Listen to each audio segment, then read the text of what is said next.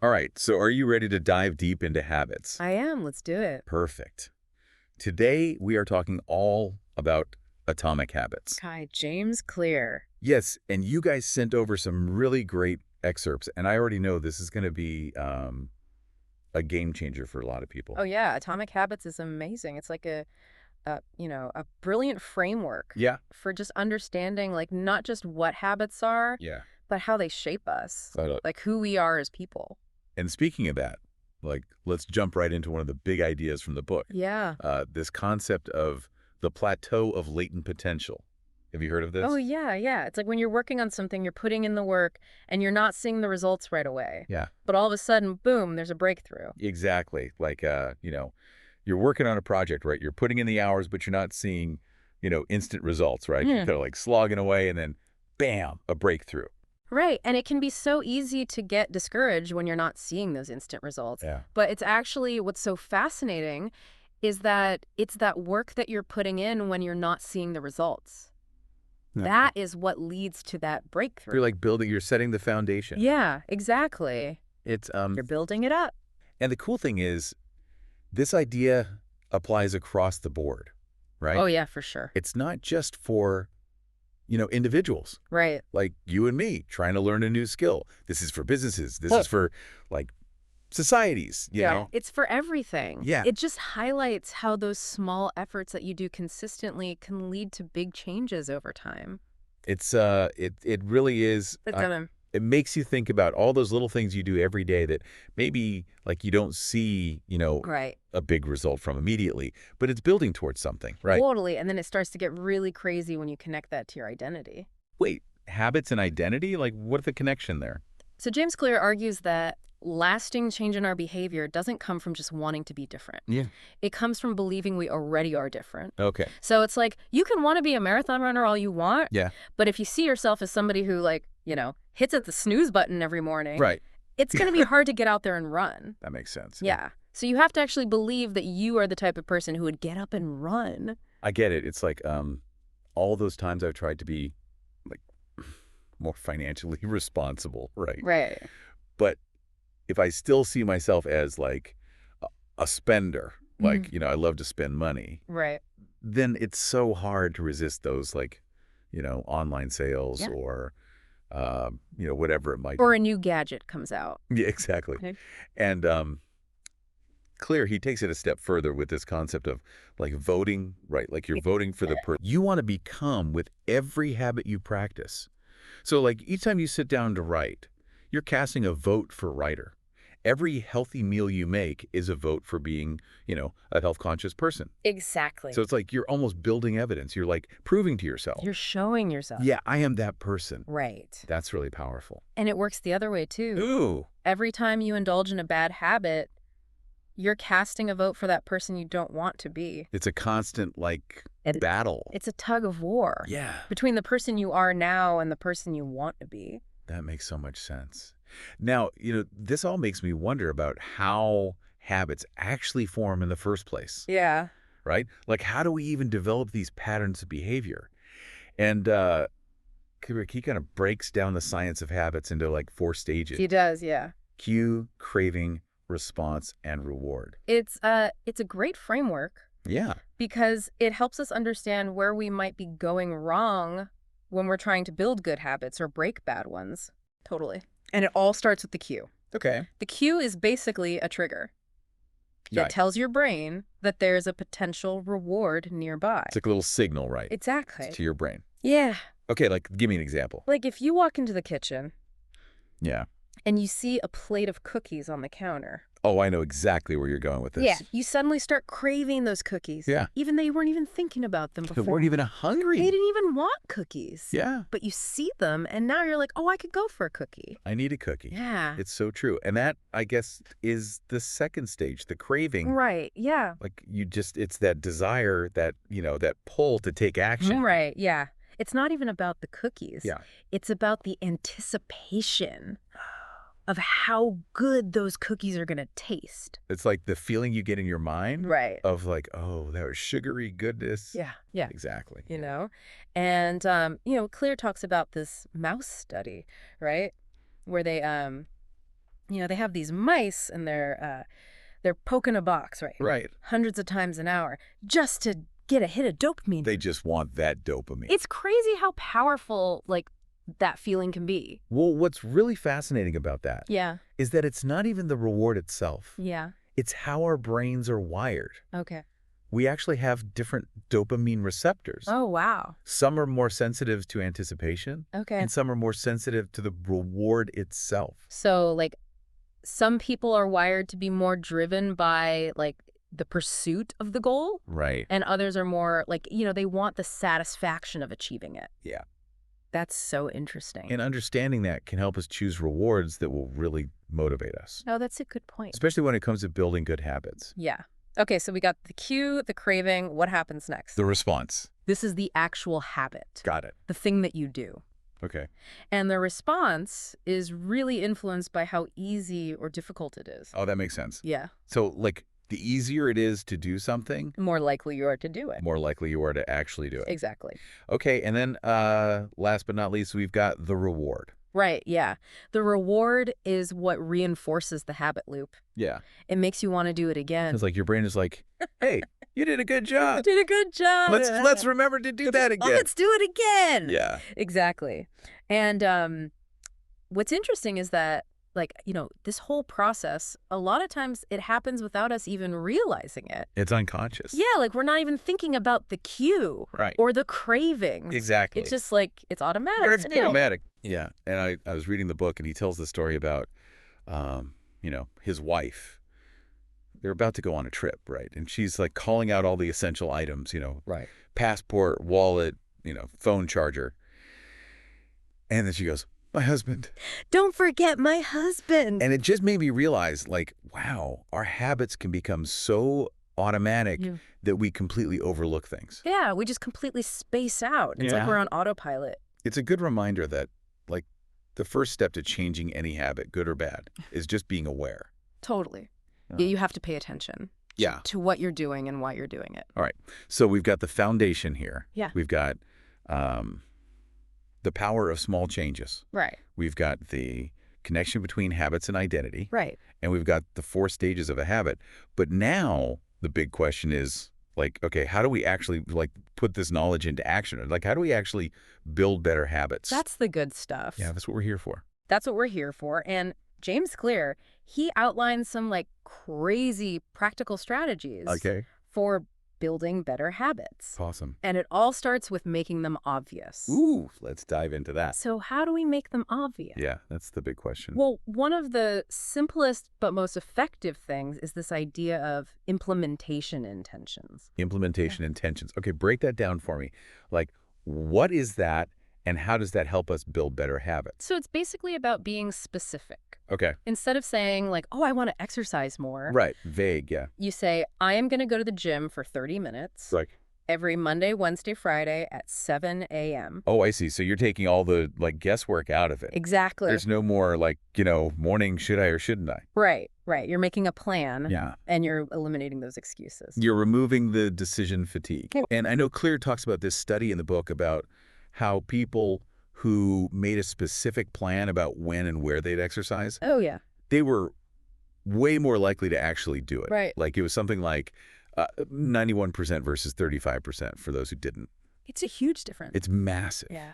And it just shows you the power of, like, having that concrete plan. Just having a plan Yeah. makes a big difference. And this ties in really well with another strategy that he talks about, which is environment design. Oh, yeah. Environment design, that's huge. Yeah, it's like our surroundings are secretly influencing us all the time, right? Yeah, our brains are constantly picking up cues in our environment. Yeah. And those cues can either trigger good habits or bad habits. Yeah, that makes sense. Like, think about it. You walk into your kitchen, there's a bowl of fruit on the counter. Oh, I'm grabbing some grapes for sure. You're way more likely to eat that fruit than if it's, like, hidden away in your fridge. Out of sight, out of mind, right? Yes. So one of the best things you can do to build better habits is make the cues for your good habits obvious. Okay. And make the cues for your bad habits invisible. So, like, if I'm trying to read more, I should maybe, like, swap out my phone on my nightstand, for an actual book. Exactly. Just small changes like that Yeah. can make a big difference. Totally. And then there's this other thing called habit stacking. Oh, yeah, habit stacking. I've heard of this. It's where you, like, attach a new habit to an existing one, right? Yeah, you're basically piggybacking Okay. on a habit you already have. I like it. I like it. So let's say you want to start meditating every morning, Okay. but you're not a morning person. Right. You could stack that new habit onto your routine of, like, brushing your teeth. Okay. Yeah. So after you brush your teeth, you meditate for 5 minutes. So you're, like, using that existing habit as a trigger Exactly. for the new one. It's like a chain reaction of good habits. Brilliant. Yeah. Okay, so we've talked about, like, making those habits obvious. Right. Giving ourselves that, clear plan of action. Right. But now how do we make those habits more enticing? You know what I mean? Yeah, because let's be real. Yeah. Sometimes the good habits are just not as fun As the bad habit. as the bad habits, yeah. Right. So how do we get over that hump? Well, that's where we start to tap into the power of dopamine. Okay, yeah, dopamine, the brain's reward chemical, Yeah, that's a big one. plays a huge role in habit formation. Big time. And Clear dives into, like, the science behind it. Oh, How dopamine works, how we can use it to our advantage. yeah. And remember those mice that we were talking about? Yeah. Poking the box hundreds of times just to get that hit of dopamine? Crazy. It's amazing how powerful that anticipation of a reward can be. It's like sometimes we're not even after the reward itself. Right. We just want that feeling we get Yeah, we just want the from fun. anticipating it. Exactly. So, okay, so we got to make those good habits feel rewarding, especially in the beginning, right? Especially in the beginning. When, those big payoffs seem really far off. They feel far off. Yeah. So how do we do that? Like, how do we bridge that gap? Well, one strategy is to use reinforcement. Okay. So you give yourself an immediate reward when you complete the habit. Okay. So like a little something that you genuinely enjoy, right? What's the thing you enjoy? Like it could be something small, like, listening to your favorite song Exactly. after a workout. Yeah. Or like, having a delicious meal that you've prepared. Yeah. Like a nice, healthy meal. It's like giving yourself a little pat on the back, right? Exactly. Like, hey, good job. You did it. You're acknowledging yourself. Yeah. And then, another thing Clear talks about is habit tracking. Oh, yeah. Habit tracking is huge. Yeah. It's amazing how motivating it can be Yeah.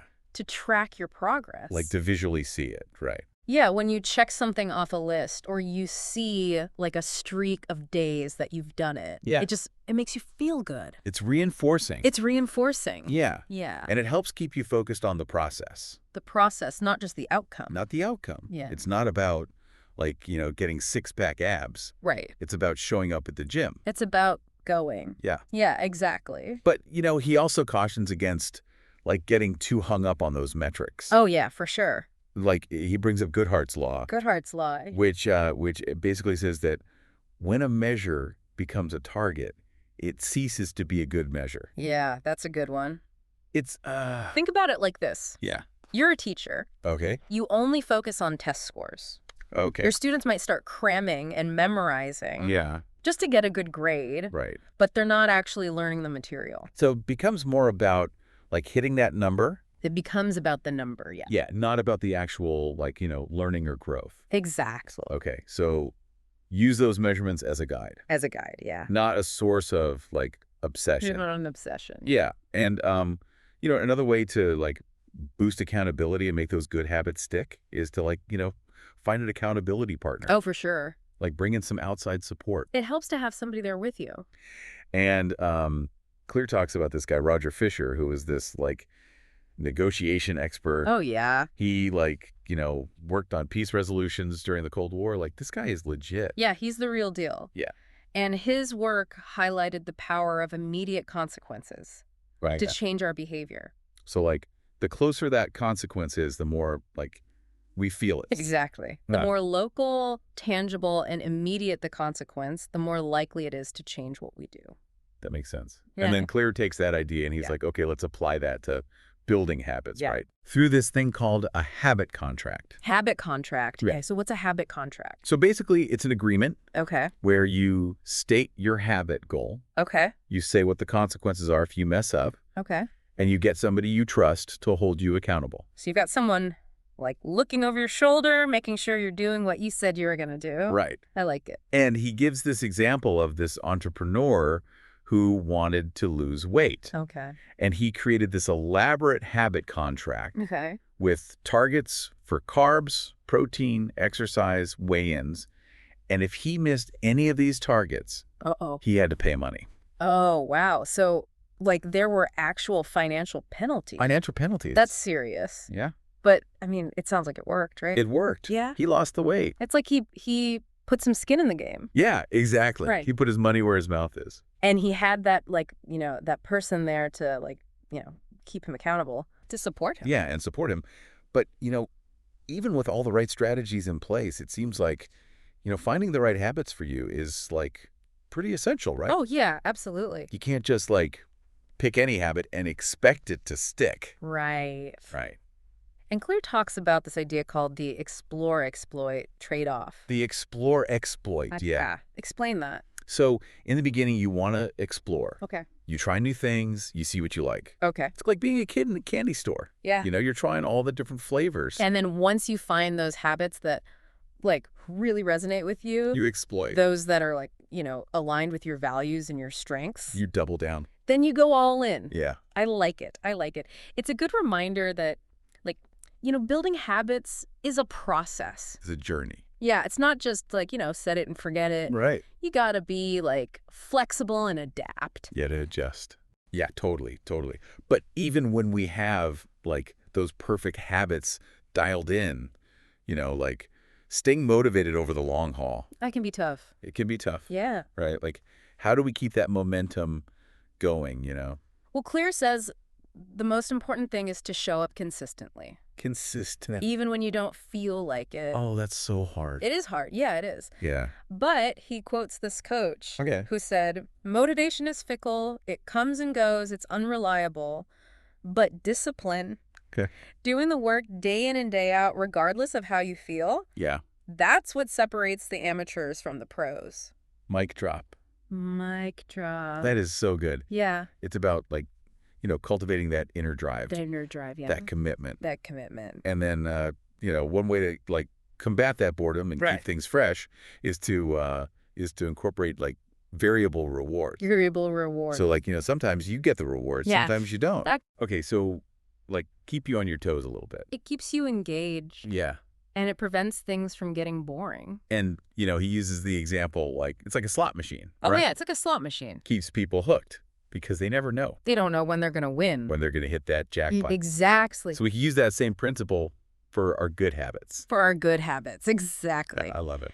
And then finally, to make sure that we're always improving, Yeah. we need to make reflection and review a regular part of our routine. Reflection and review, yeah. Yeah. Like, look back and say, okay, what went well? What could be better? Exactly. And, Clea tells a story about the Los Angeles Lakers basketball team. Oh, yeah? The Lakers? Had this program. They had this program called Career Best Effort. Yeah, where they would, like, focus on, identifying areas for improvement after every game. After every game. Every single game. Even though they were already the best. Yeah. They were always looking to improve. Always trying to get better. Always trying to get better. That's a good lesson for all of us, right? It's not enough to just, like, set the habits and go through the motions. Right. You got to be actively evaluating. Yeah. Like, how can I make this better? How can I level up? Yeah, how can I optimize? Exactly. Okay, cool. Cool. So we were talking about making habits satisfying. Yeah, that seems like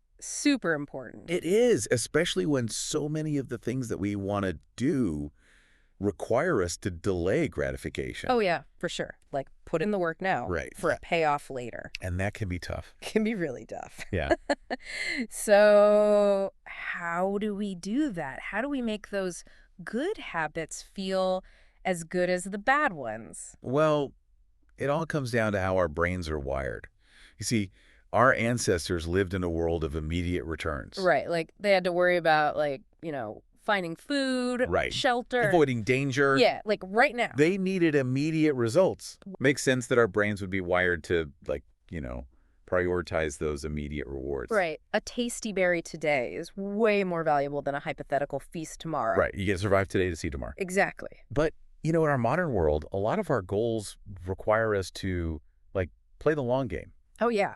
Big time. saving for retirement, Building a business. getting in shape. These things take like time and consistent effort. Consistency is key. And that's where a lot of us, fall short, right? Like we set those big goals, we know it's worth it, but then we get to that moment of decision, like, do I go for a run or do I watch TV? Right. Right now. Yeah. Right now. Instant gratification often wins. It often does. Yeah. So how do we make those good habits feel as good as those tempting bad habits? Well, one way is to use reinforcement. So you give yourself an immediate reward after you complete a habit. Okay, so like a little something you enjoy, something to look forward to. Right. It could be small, like listening to your favorite song after a workout. Oh, I love that. Like a little victory dance. Exactly. Nice. Or having a delicious, healthy meal Yeah. that you prepared after, eating healthy all week. It's like a little celebration, right? Exactly. You're acknowledging your effort. I like that. And then another thing Claire talks about, and we talked about it a little bit in the last part, is habit tracking. Oh, yeah. Habit track. Like, those little check marks on the calendar. The check marks, the streaks. It's so satisfying. Right? It's so To satisfying. see those visual measures of progress. Oh, it feels good. It makes you feel like you're accomplishing something. It does. It does. Yeah. But, Clear also cautions against getting too obsessed with those numbers. Oh, yeah. Remember Goodhart's Law? When a measure becomes a target, it's no longer a good measure. Exactly. So use the measurements as a guide, but don't get obsessed. Don't get too hung up on them. Keep the big picture in mind. Okay. And, one final thing I wanted to touch on is like the idea of accountability partners. Oh, yeah. Having someone to keep you accountable can be huge. It's like having someone in your corner, Right. to like support you and, cheer you on. Someone to celebrate with. Yeah, exactly. And, it's not just about support. Like sometimes you need that little nudge. Sometimes you need a little push. Yeah, like, hey, get back on track. You got this. Exactly, exactly. Wow, this has been an incredible deep dive into atomic habits. I feel like I've learned so much. Me too. There's so much practical advice in this book. It's really actionable. Like, I can actually start implementing these strategies today. Exactly. And remember, it's those small changes done consistently that lead to those big results. Small changes, big results. I love it. It's all about building those atomic habits. So what habits will you focus on building today? That's something for you to ponder as we wrap up this deep dive. Until next time, keep learning, keep growing, and keep diving deep. See?